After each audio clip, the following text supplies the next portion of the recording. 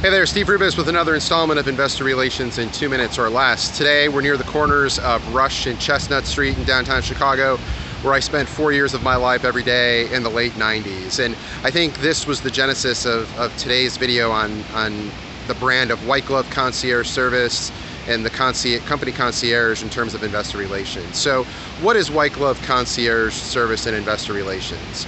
Well, it involves making the lives of investors easier as well as making the lives of management easier.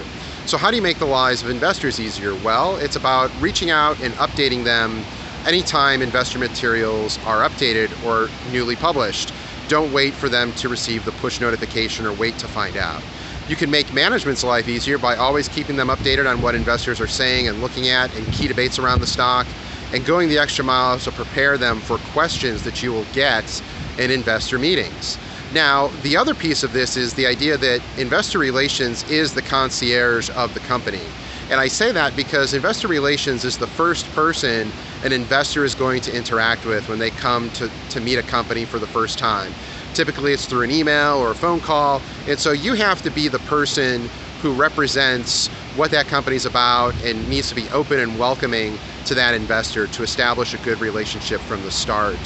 And the idea here, especially for me, is that as the concierge, it's your job to convince and explain and educate investors on why they're wrong if they're rated sell or hold.